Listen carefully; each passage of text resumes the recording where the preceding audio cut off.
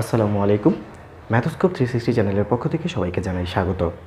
আজকে আমাদের আলোচনার বিষয়বস্তু হচ্ছে ত্রিকোণমিতির অ, আ, ক, খ অর্থাৎ ত্রিকোণমিতির প্রাথমিক যে ধারণাটা এবং ত্রিকোণমিতির পেছনের যে ইতিহাসগুলো সেগুলো আমরা জানার চেষ্টা করব। দেখুন, সবাই আমরা ত্রিকোণমিতি সম্পর্কিত অনেক ধরনের অঙ্ক করে থাকি, কিন্তু আমরা জানি না যে আসলে এই গণিত শাস্ত্রে ত্রিকোণমিতির প্রয়োজনীয়তাটা কেন হলো এবং এই ত্রিকোণমিতি আসলে কি মিন করে এবং ত্রিকোণমিতির দ্বারা আমরা আসলে কী সমস্যাগুলো সমাধান করি, বাস্তব জীবনে আমাদের এটা কি কাজে লাগে এবং ত্রিকোণমিতির উদ্ভব হওয়ার পেছনে যে ইতিহাস সেই ইতিহাস সম্পর্কে জানব। তো কথা না বাড়িয়ে চলুন ভিডিওটি শুরু করা যাক।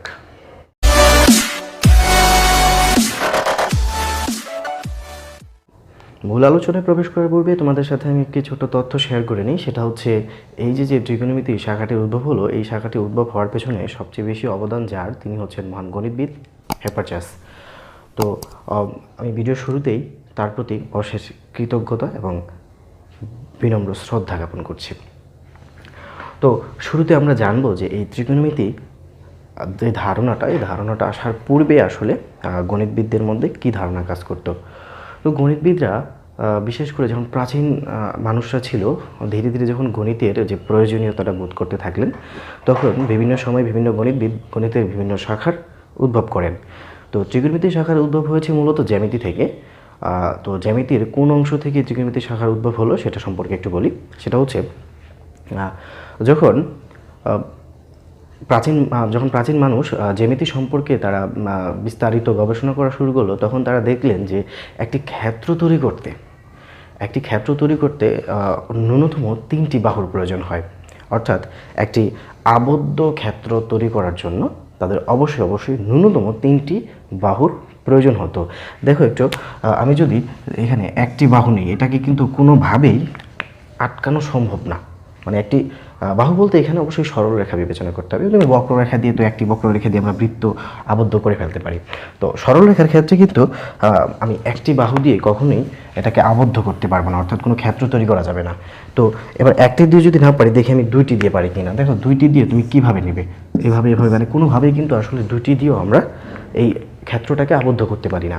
তো তখন তারা বুঝতে পারলেন যে আসলে একটি ক্ষেত্র তৈরি করার জন্য অবশ্যই 3টি বাহুর প্রয়োজন হয়। দেখো, আমি যদি 3টি বাহু নিই, 3টি বাহু নিয়ে কিন্তু আমরা একটা একদম আবদ্ধ জায়গা তৈরি করতে পেরেছি। এটাই বলা হয় যে আবদ্ধ ক্ষেত্র। তো বোঝা গেল যে যখন প্রাচীন মানুষরা একটা ক্ষেত্র তৈরি করার চিন্তা করলেন, তখন কিন্তু তাদের মাথায় এই 3টি বাহু দ্বারা আবদ্ধ যে ক্ষেত্রটি, সেই ক্ষেত্রটির কথাই কিন্তু প্রথম তাদের মাথায় আসে।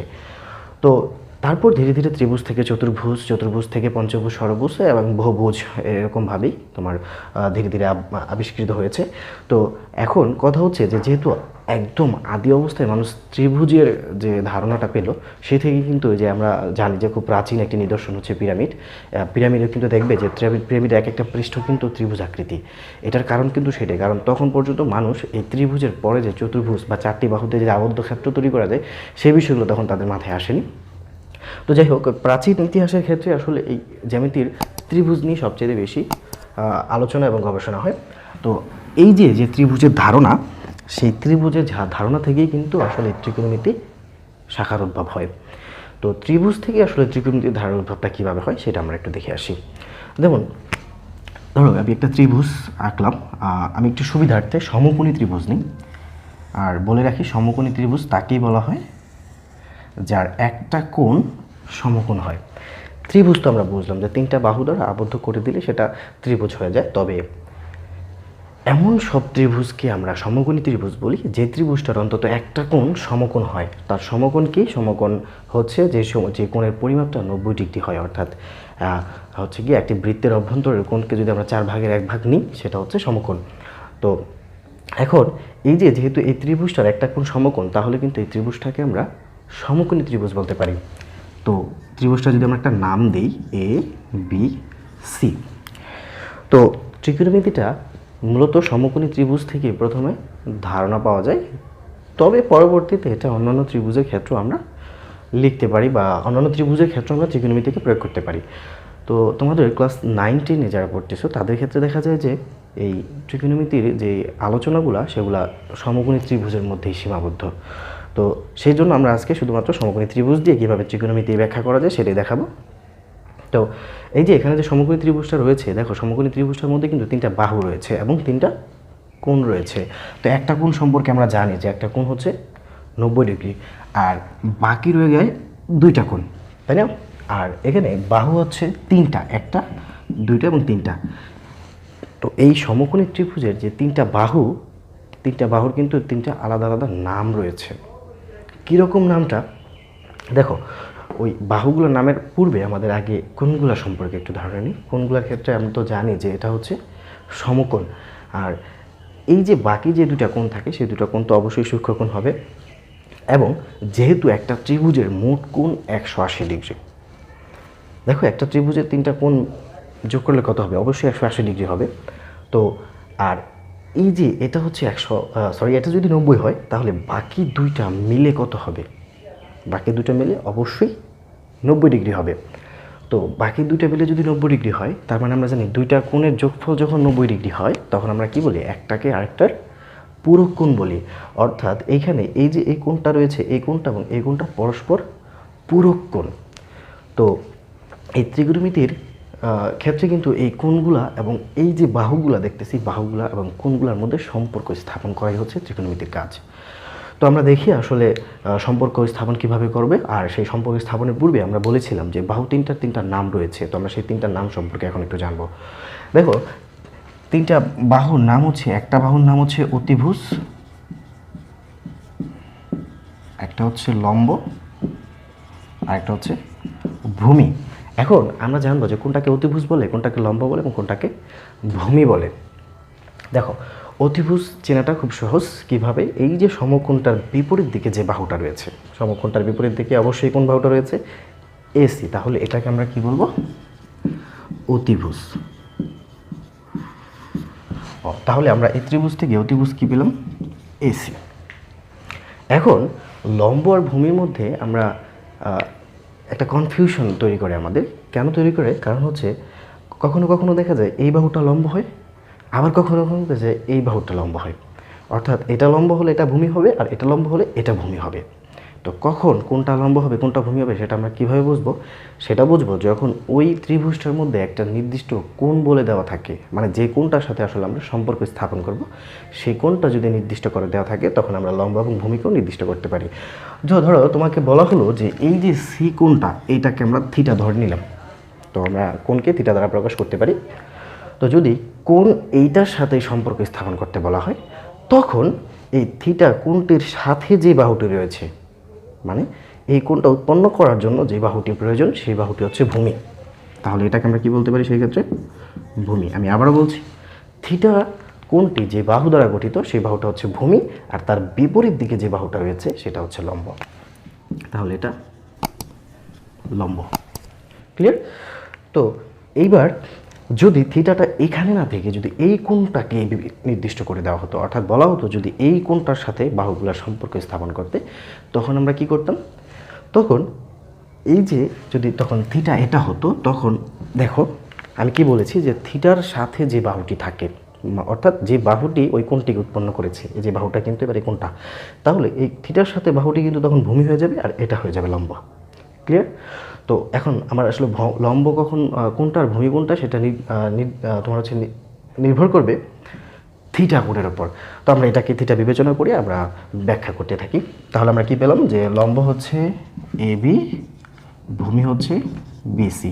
এটা কিন্তু শুধুমাত্র এই ত্রিভুজের জন্য। থিটা পরিবর্তন হলে লম্ব ভূমিও পরিবর্তন হবে। তো এ হচ্ছে আমরা 3টা বাহু নাম আমরা জানতে পারলাম। এইবার আমরা জানবো যে এই 3টা বাহুর সাথে এই কোণের সাথে কিভাবে আসলে সম্পর্ক স্থাপন করা হয়। সম্পর্কটা আসলে এভাবে স্থাপন করা হয়, 2টা বাহুর অনুপাতের সাথে মূলত কোণগুলোর সম্পর্ক স্থাপন করা হয়। যেমন ধরো এখানে তোমার লম্ব এবং ভূমির সাথে একটা অনুপাত হতে পারে, লম্ব এবং অতিভুজের সাথে একটা অনুপাত হতে পারে, আবার অতিভুজের সাথে ভূমির একটা অনুপাত হতে পারে। অর্থাৎ এই অনুপাতগুলোকে আমরা কয় রকমভাবে নিতে পারি একটু খেয়াল করো। আমরা এই যে 3টা বাহু আছে, 3টা বাহুকে যদি আমরা পরপর 2টা বাহু করে নিয়ে তাদের অনুপাত বিবেচনা করি তাহলে কয়টা অনুপাত লেখা যায় এটা থেকে আমরা একটু খেয়াল করি। দেখো এখানে আমরা একটা অনুপাত নিতে পারি এবি বাই বিসি, এরকম একটা অনুপাত হতে পারে। ঠিক একইভাবে আমরা কিন্তু এটাকে আবার উল্টো করেও লিখতে পারি যে বিসি বাই এবি, এরকম একটা অনুপাত হতে পারে। তারপরে লম্বের সাথে অতিভুজের যে অনুপাতটা সেটাকে আমরা কীভাবে লিখতে পারি, এবি বাই এসি। আবার এটাকে আমরা উল্টো করে যদি লিখি এসি বাই এবি, এরকম অনুপাত হতে পারে। আরও একটা অনুপাত হতে পারে যে বিসি এবং এসির যে অনুপাতটা, তো সেটাকে আমরা লিখতে পারি কি বিসি বাই এসি, এবং সেটাকে উল্টা করে লিখলে এসি বাই বিসি। দেখো এই যে তিনটা বাহুকে আমরা যে কোনো দুইটা বাহু নিয়ে পরপর যদি অনুপাত করতে থাকি তাহলে কিন্তু এই 6টা অনুপাতই আসে। দেখো এই 6টা অনুপাতের বাইরে কিন্তু আর কোনোভাবে অনুপাত করা যায় না আসলে বাহুগুলোর মধ্যে। তো বুঝলাম কি যে একটা ত্রিভুজের তিনটা বাহুর মধ্যে যে আনুপাতিক যে সম্পর্কগুলো, সেই অনুপাতগুলো আমরা কয় রকমভাবে নিতে পারি, 6 রকমভাবে। এই 6 রকম অনুপাত থেকেই কিন্তু মূলত 6 রকমের ত্রিকোণমিতিক অনুপাতের নাম এসেছে, যেখানে আমরা ত্রিকোণমিতিক অনুপাতগুলোর নাম জানি কি সাইন, কস, টেন, সেক, কোসেক, হ্যাঁ, তারপর হচ্ছে কট। তো এই যে 6টা অনুপাত আমরা যে নাম জেনেছি, মূলত এই 6টা অনুপাতের নামকরণ কিন্তু এই অনুপাতগুলো থেকেই এসেছে।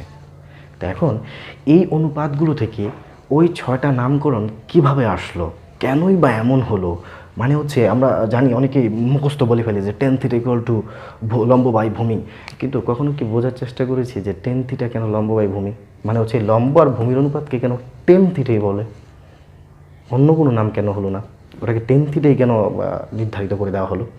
তারপর লম্ব বাই অতিভুজকে কেন সাইন থিটাই বলে, ওটাকে তো কস বলতে পারতো বা অন্য কোনো নামও তো হতে পারতো, কিন্তু এই লম্ব অতিভুজের অনুপাতকে আমরা সাইনই কেন বললাম। তো এই বিষয়গুলো নিয়ে আমরা জানবো পরবর্তী ক্লাসে। তো আজকের ক্লাস জাস্ট আমি তোমাদের পরিচিতিটা দিলাম যে আসলে ত্রিকোণমিতি বিষয়টা কিসের উপর ডিপেন্ড করে এবং ত্রিকোণমিতির ইতিহাস সম্পর্কে।